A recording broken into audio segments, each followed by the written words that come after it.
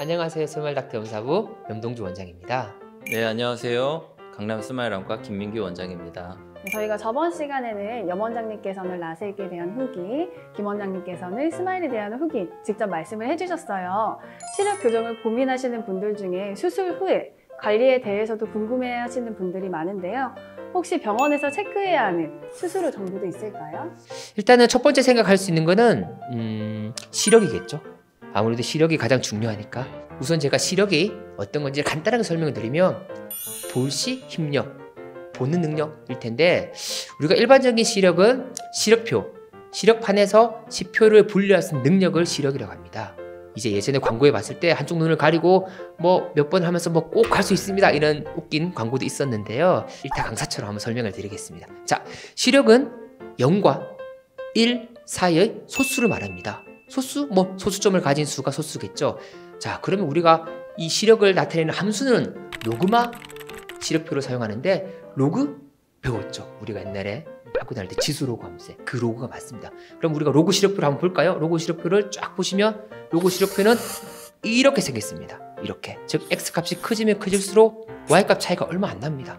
그래서 우리가 1.0이라는 시력은 실제로 1.5, 2.0처럼 거의 굉장히 좋은 시력이기 때문에 이쪽은 1.5인데 이쪽은 1.0이다. 이쪽이 안 좋아. 라고 생각할 필요가 굳이 없다는 거죠. 1.0의 시력만 되면 굉장히 좋은 시력이기 때문에 너무 1.0 이상의 숫자에 소수점에 집착하지 않았으면 좋을 것 같고요. 그러면 내가 시력판에서 시력을 체크할 때 선명하게 보여서 맞추는 거라 애매한데 그냥 뭐 딱 집어서 맞추는 거라. 근데 결과론적으로는 객관적인 거기 때문에 맞춘 건데 실제적으로는 차이가 있습니다. 그걸 우리가 이제 시력의 질이라고 합니다. 시력뿐만 아니라 시력의 질도 반드시 저희가 좀 중요하게 생각해야 될 부분인데 그래서 우리가 항상 검사를 할 때도 1.0, 1.0 적혀놔도 선명하게 잘 보셨는지를 잘 체크를 하는데 그러기 위해서 가장 중요한 거는 눈을 보호하는 눈물의 기능이 좀 좋아야 된다는 거. 아무래도 건조하지 않는 게 시력의 질에 좀 많은 영향을 미칠 거고 두 번째는 동공의 크기와 시력 교정을 한 절삭한 사이즈 간의 상호관계도 꽤 시력의 질에 영향을 미치죠. 특히 야간 시력. 예를 들면 내가 동공이 꽤 큰데 생각보다 레이저가 조사된 범위는 적었을 때는 야간 빛번짐이라든지 이런 부분이 있기 때문에 또 뭐가 있을까요, 원장님? 안압 검사도 중요할 것 같아요. 안압 검사는 이제 안과에서 흔히 내원하시면 이제 바람 나오는 걸로 이렇게 측정하는 걸로 기억이 나시죠? 깜짝 놀라네. 네, 눈에 턱 이마 대고 있을 때 바람 푹 나와가지고 놀라게 하는 그 검사가 이제 흔히 말하는 안압 검사라고 생각하시면 되는데 꼭 맞는 이런 느낌도 맞나요, 혹시? 진짜 좀 기분이 나쁠 때도 있어요. 수술 전과 후에 안압 변화를 측정하는 게 중요하겠습니다. 그리고 이 안압은 녹내장에도 영향을 미치는데요. 정상 안압 녹내장이 유독 아시아인에서 많은 것처럼 안압이 정상이더라도 시신경이 조금씩 죽어가는 녹내장이 발생할 수 있습니다. 그래서 안과 전문의가 꼭 수술 전과 후 안압 변화 경향성을 좀 봐야 되고 추가로 수술 후에 쓰는 소염제가 스테로이드 성분을 포함하기 때문에 스테로이드 성분 때문에도 안압이 오를 수가 있고 스테로이드로 인한 녹내장도 생길 수 있기 때문에 그래서 안압 검사가 또 중요하다고 할 수 있겠습니다. 원장님, 환자분들 중에 제가 검사를 하다 보면 나는 어제 하루 동안 눈에 압이 엄청 오른다. 아니 오늘 오는 동안에 눈에 압이 엄청 오른다고 하시는 분들이 있어요. 네, 그런 맞아요. 분들은 실제로 안압이 올라서 그러시는 걸까요?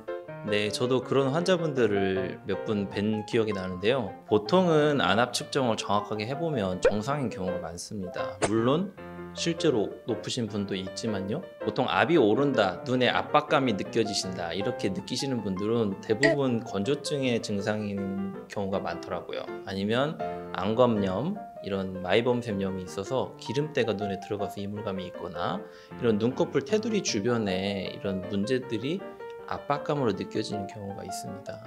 하지만 그런 느낌이 든다고 해서 검사를 안 해볼 건 아니고 꼭 검사를 해서 정확한 안압을 측정을 해봐야 되는 건 맞습니다. 보통 안압이 높아져서 느낄 수 있을 정도면은 두통이 있거나 구토가 있거나 그다음에 각막이 부어서 시력이 떨어지는 증상이 있거나 이런 등 증상들을 동반하게 됩니다. 왠지 뭐 화병 나거나 스트레스 받았거나 그랬을 때도 눈 주변에 조금 압이 오는 느낌이 느끼게 하는 게 있기 때문에 마음을 좀 평온하게 명상의 시간 가지면서 그렇게 일단 먼저 해서 이게 진짜 압인지 아닌지를 한번 구별해 보는 것도 좋은 방법일 것 같아요. 네, 여기서 여담으로 또 한 가지 말씀드리면 가끔 편두통이 있으신 분들 계세요. 그러면은 이 편두통 머리가 아픈 건데 눈의 압박감으로 이렇게 오인하시는 경우도 있고 이게 눈이랑 머리랑 헷갈리는 부분도 꽤 있긴 해요, 사실. 그래서 두통이 반복되거나 편두통이 있으신 분들 같은 경우는 다른 신경과 진료나 신경외과 진료가 필요한 경우도 있으니까 안과든 신경외과든 신경과든 진료를 꼭 보시는 게 좋겠습니다. 자, 시력이랑 안압, 그 다음에는 제 생각에는 각막의 상태를 잘 체크하는 게 중요할 것 같아요. 자, 각막이라는 곳에 저희가 수술했잖아요. 각막은 굉장히 투명하고 혈관이 없는 조직이기 때문에 수술한 이후도 잘 관리가 돼야 됩니다. 첫 번째는 우리가 이제 진료 볼 때 현미경에 이제 턱이랑 이마를 대고 볼 수 있는 세극등 현미경 검사에서는 각막의 혼탁을 보는 게 중요하겠죠. 예를 들면 고두근시 같은 분들이 절삭약이 많았을 때 혼탁이 생기는 경우가 꽤 있거든요. 그러기 위해서 제가 수술할 때 이제 혼탁을 방지하기 위해서 여러 가지 약물도 쓰고 그 다음에 스테로이드 안약을 통해서 각막을 최대한 깨끗하게 유지하려고 노력을 하지만 워낙에 이제 절삭약이 많았을 때 각막이 조금 혼탁이 생기는 경우에는 항상 정해진 시간에 이제 경과를 보면서 각막 혼탁이 이제는 더 없을 것 같다라고 했을 때 제가 스테로이드 수용제 안약을 끊게 됩니다. 그래서 각막 상태를 확인해 보는 게 가장 좋을 것 같고요. 또 중요한 거는 이 각막의 모양이 아닐까 싶어요. 왜냐하면 각막의 모양이 이렇게 든든하게 튼튼하게 유지가 돼야 되는데 원래 각막 구조가 약했거나 아니면 절삭한 각막에 그런 양이 많았을 때 눈에 있는 압력을 견디지 못하고 각막이 점점 이렇게 앞으로 튀어나오는 이런 각막 확장증 같은 게 이런 시력 교정술의 가장 무서운 합병증입니다. 그래서 각막 지형도 검사를 통해서 각막 자체가 잘 튼튼하게 유지가 되고 있는지 그리고 레이저 자체도 각막이 우리가 계획했던 그 중심 부위에 잘 조사가 되었는지를 잘 확인해 보는 것도 중요하기 때문에 각막 지형도 검사를 통한 각막 상태를 잘 확인하는 것도 굉장히 좀 중요한 부분이 아닐까 생각이 됩니다. 스마일 닥터 음서부가 인정하는 똑똑한 환자란 실제로 수술이 5번이나 가능한가요? 5번요? 네. 수술 후 시력의 질을 결정하는 데 있어서 뭐니 뭐니 해도 가장 중요한 건 일 수 있겠죠.